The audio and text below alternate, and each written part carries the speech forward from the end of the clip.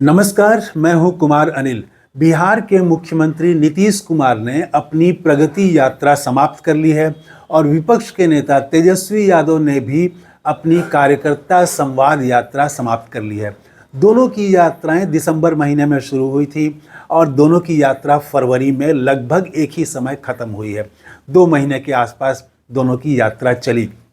तो हम ये बात करेंगे, एक तरह से समीक्षा हम करेंगे कि दोनों की यात्रा के पॉजिटिव पक्ष क्या हैं, दोनों को क्या मिला और दोनों के सामने क्या चुनौतियां हैं। सबसे पहले हम नीतीश कुमार की बात करते हैं। वो हर जिले में जा रहे थे और हर जिले के लिए उन्होंने कुछ घोषणाएं की, कुछ उद्घाटन किए।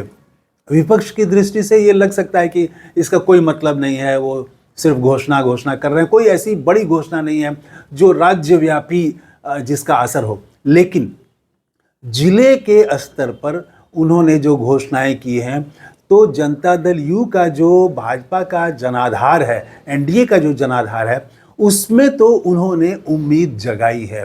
कहीं किसी जिले में मेडिकल कॉलेज बनाने की घोषणा की है, किसी जिले में इंजीनियरिंग कॉलेज, कहीं बड़े पुल, कहीं ओवरब्रिज, कहीं फ्लाईओवर, कहीं इसी तरह की बहुत सारी हर जिले में उन्होंने योजनाएं घोषित की हैं।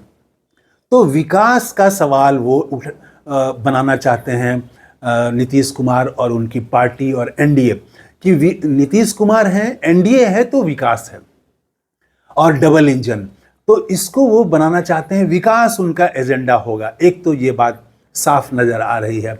और अपने लिए वो, और विपक्ष पर जो उनका हमला है वो तो 30 साल पुराना हमला है, उसी को नीतीश कुमार आज भी दोहरा रहे हैं। नीतीश कुमार आज भी इस पूरे 2-2.5 महीने में उन्होंने सिर्फ एक जनसभा को संबोधित किया, वो भी पटना में रैदास जयंती के अवसर पर। वो एक तरह से आयोजित था, जो समाज सेवक होते हैं, टोला सेवक होते हैं, तो उनकी वो सभा थी और उसमें उन्होंने भाषण दिया था। और वहाँ भी उन्होंने यही कहा कि 15 साल पहले लालू के राज में कुछ था, कुछ नहीं था, जो किया सो हमने किया। तो ये खुद के लिए वो डेवलपमेंट का एजेंडा बनाना चाहते हैं और विपक्ष पर उनका जो हमला है वो वही 30 साल पुराना हमला है। जब 1994 में नीतीश कुमार अलग हुए थे लालू यादव से, उस समय से जो कह रहे हैं लॉ एंड ऑर्डर का सवाल, कि अपराध बढ़ जाएगा, विकास का काम नहीं हो रहा है, उन्हीं चीज़ों को वो आज भी उठा रहे हैं। और नीतीश कुमार को ये देखने में लग सकता है कि ये 30 साल पुराना चीज़ रिपीट कर रहे हैं, हर चुनाव में रिपीट करते हैं, लेकिन उसका फ़ायदा अभी भी मिल रहा है, अभी भी उसमें जान बाकी है। बिहार का समाज 30 साल में भी बहुत नहीं, इतना नहीं बदला है कि वो पुराना नारा वो पुराना पड़ जाए। तो एनडीए का वो नारा कि अगर ये तेजस्वी यादव की सरकार आएगी, लालू यादव की सरकार आएगी, तो अपराध बढ़ जाएगा, इसमें माने जाति, खास जाति को भी निशाना बना के कहा जाता है, तो उसका असर अभी भी है। अभी भी समाज जो है वो उन चीज़ों पर उसकी चिंता है और उन्हीं चीज़ों पर अपना मत तय करता है। तो किस जाति का प्रभुत्व हो जाएगा, तो क्या होगा हमारा, ये सब चीज़ें समाज में असर डालती हैं अभी भी। तो खुद के लिए डेवलपमेंट और विपक्ष पर उनका हमला जो है वही पुराना हमला कि लालू राज आएगा तो तेजस्वी का राज आएगा, अगर तो अपराध बढ़ जाएगा और विकास का काम अवरुद्ध हो जाएगा। ये है। एक और ख़ास बात नीतीश कुमार के लिए अच्छी बात यह है कि ठीक है, उन्होंने कोई भी भाषण नहीं दिया इस पूरे दौरे में, लेकिन उनकी इस कमी को एनडीए के दूसरे नेताओं ने पूरा करने की कोशिश की। और इस बीच में एनडीए का जो है हर जिले में संयुक्त मीटिंग हो रही है, तो ये मीटिंग से भी वही बातें की जा रही हैं, विपक्ष पर हमला और विकास का काम हो रहा है, नीतीश कुमार हैं तो विकास हो रहा है, ये सेट करने की कोशिश हो रही है। तो जनसभाओं की जो कमी नीतीश कुमार के कारण की यात्रा में रह गई, वो कमी पूरी कर रहे हैं एनडीए के नेता। तो ये है इनके सामने नीतीश कुमार की यात्रा का फलाफल। और इनके सामने चुनौती ये है कि तेजस्वी यादव ने एक जो नारा दिया है माई बहन योजना, जिसमें 2,500 रुपये हर महिला को देने का वादा वो कर रहे हैं, इसका खूब असर बिहार में देखा जा रहा है। इसकी काट अभी तक खोज नहीं पाए हैं। अब 24 तारीख को प्रधानमंत्री नरेंद्र मोदी भागलपुर में आ रहे हैं। हो सकता है वो ऐसी कुछ घोषणा करें, हालांकि अभी थोड़ा जल्दी हो जाएगा। मार्च अप्रैल मई में भी वो घोषणा करके 2-3 महीने अगर जो कई प्रांतों में टेस्ट किया हुआ है भारतीय जनता पार्टी ने कि अप्रैल मई में घोषणा करके अगर 2-3 महीने वो 2,500 रुपया दे देंगे बिहार की महिलाओं को, तब तो समझिए कि तेजस्वी यादव का ये नारा जो है वो एकदम से फेल हो जाएगा।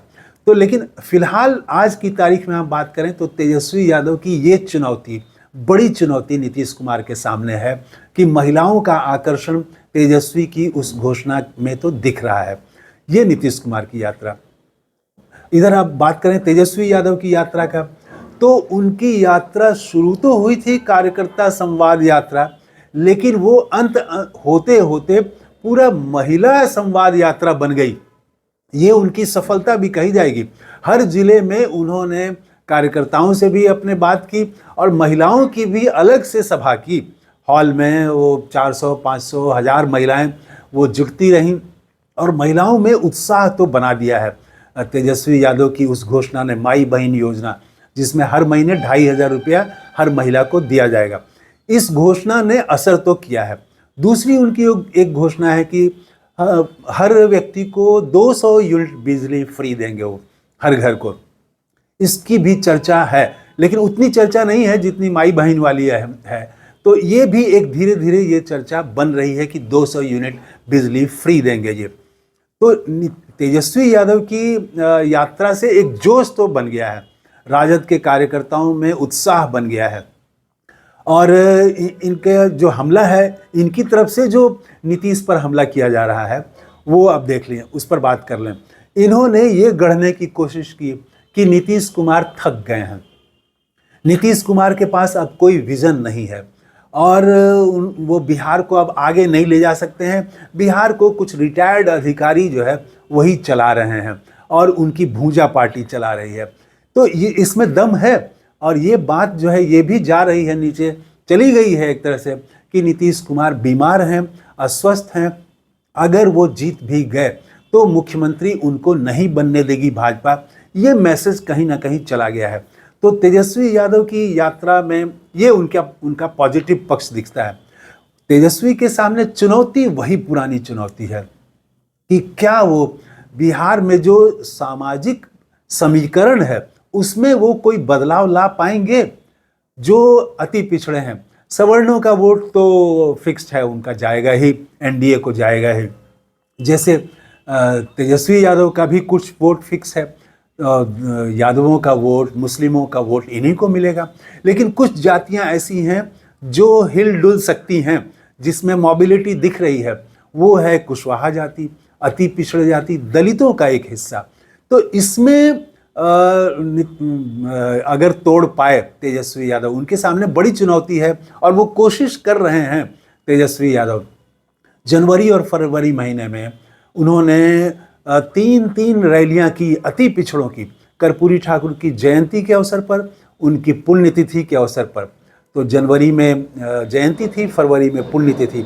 तो इन दोनों अवसरों पर वो अति पिछड़ों को दिख रहा है कि तेजस्वी यादव कोशिश कर रहे हैं कि अति पिछड़ों के एक हिस्से को अपने साथ लाएं वो। लेकिन इसमें कितना वो कामयाब होते हैं ये तो अब देखने वाली बात होगी। तेजस्वी के सामने चुनौती जो है, वो चैलेंज जो है, एक तो ये है पुराना वाला ये नारा कि लालू राज आएगा तो अपराध बढ़ जाएगा, दबंगई बढ़ जाएगी, एक खास जाति का वर्चस्व हो जाएगा, दूसरी जातियों को, कमज़ोर लोगों को दबाया जाएगा। इसकी काट करना है एक तो ये।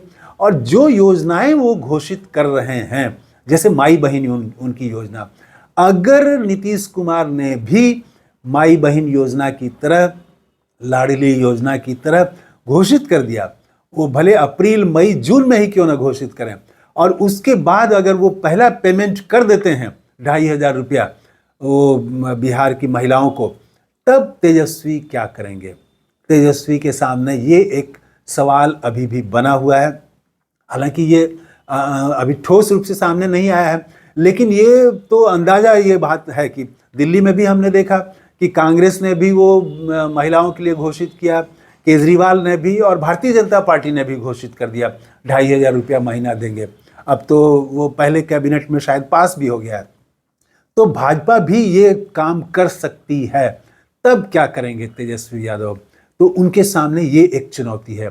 तो 2 महीने की यात्रा में तो फिलहाल अभी आज की स्थिति में एकदम कांटे की ही टक्कर वाली स्थिति दिख रही है दोनों में। दोनों के पॉजिटिव पक्ष भी हैं, दोनों के कुछ कमज़ोर पक्ष भी हैं। इस वीडियो में इतना ही। थैंक यू, धन्यवाद, जय हिंद।